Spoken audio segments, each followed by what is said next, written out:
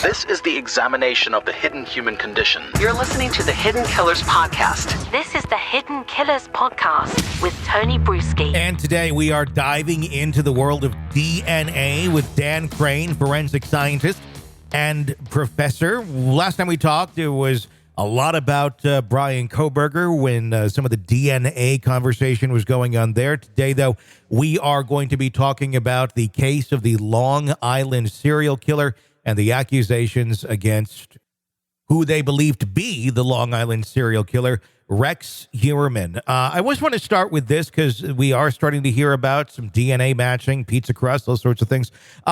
Walk us through here how DNA, what sort of DNA has been connected to Rex Heuermann in relation to the accusations of being the individual who killed the sex workers and left their bodies on Gilgo Beach. Well, I wonder if you've had a chance to take a look at the bail document that was filed in regard to this particular case. I've just been browsing through it, actually, and it's got an awful lot of details about the investigation.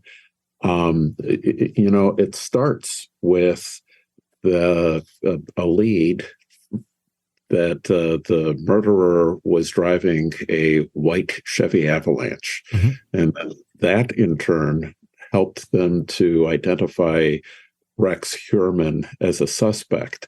And they started then to surveil his home. And that's where the DNA testing starts. Yes. So for three of the victims, the first three and the ones that he's currently charged with murdering, for three of the victims, they found female hairs that did not belong to the victims on the victims' bodies. One of those hairs was associated with a belt buckle that had been used to bind the victim. And the other two victims had duct tape on them, and there were human female hairs that weren't the victims on that duct tape. Mm-hmm. And so what they did is they, in July of 2022, so 12 some years after the murders, they did mitochondrial DNA testing on those female hairs that were not from the victims, but were on the victims' bodies.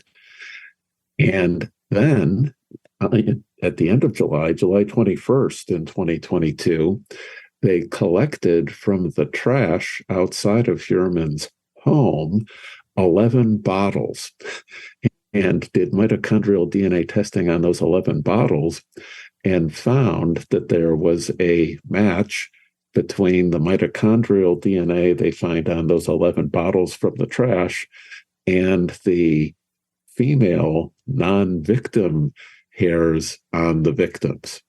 And so that's what I think made the lights start flashing, right? And they figured, all right, we're on to something here. We really have. They were exploring things based on what they found for the trucks match up.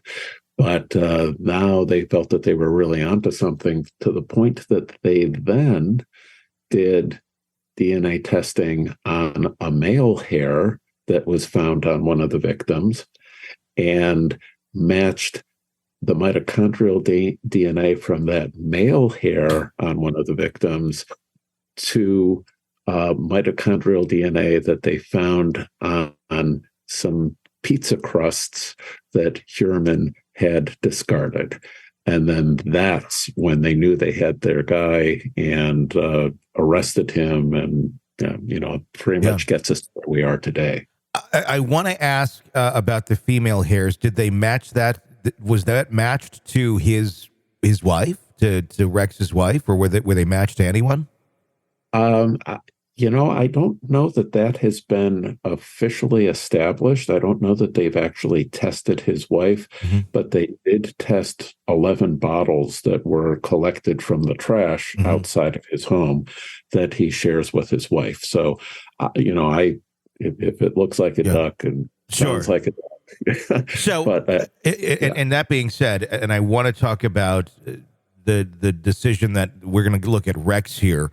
in a moment. But mitochondrial DNA, for the audience, explain to us. I mean, there's lots of different types of DNA. What is mitochondrial DNA? Well, mitochondrial DNA is the DNA that's associated with the mitochondria inside of our cells, as you might have guessed. Okay. Mitochondria are the bits of a eukaryotic cell that are involved with energy metabolism, so helping us be able to burn sugars and such, so that we can move our arms and legs and so forth. Every mitochondria within our cells has a relatively small piece of DNA associated with it. And there are on the order of many hundreds, if not a few thousand, mitochondria inside of each one of our cells. And so as a result of that, for a low-level sample, or a sample that's been through a lot, a fire or something, a building collapse, since there's so many more copies of the mitochondrial DNA inside of each cell than there is of the nuclear DNA, it's often possible to get DNA test information off of the mitochondria when you wouldn't have been able to get it off of the nuclear DNA. The drawback, and the reason that labs don't just go to the mitochondrial DNA right out of the gate, is that the mitochondria are inherited exclusively maternally, for all intents and purposes. There are some interesting exceptions.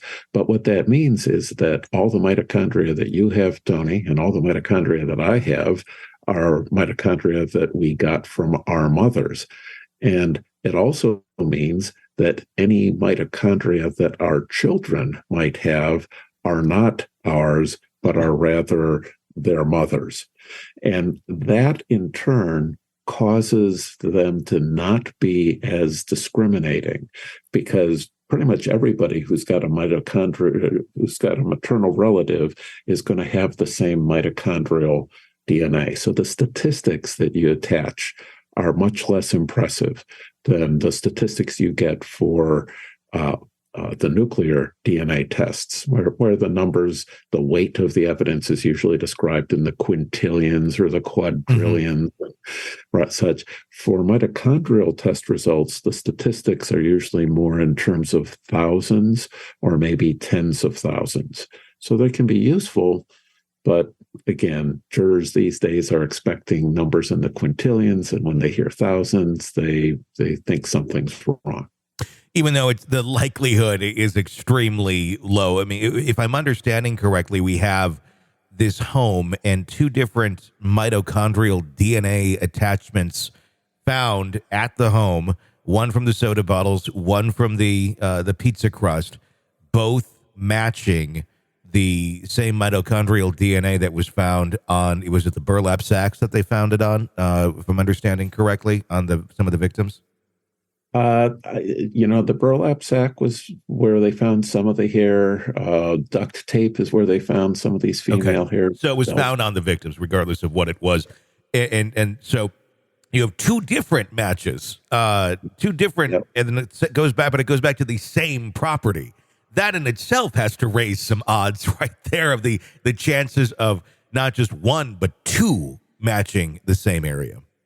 Right. If you were to apply Bayes' theorem to this, if these two things are independent of each other, and there's reason to argue that they are, you could multiply those numbers times each other. So if there was a 1 in 1,000 chance for one and a 1 in 1,000 chance for the other, the chance of finding both of those at the same time is 1 in a million. You're consuming the Hidden Killers podcast. Want more? Start binging on all of our true crime podcasts right now through Apple Podcasts, and get an ad-free experience when you sign up to be a True Crime Today Premium Plus member, exclusively on Apple Podcasts. More of the Hidden Killers podcast, dropping soon. Press subscribe now.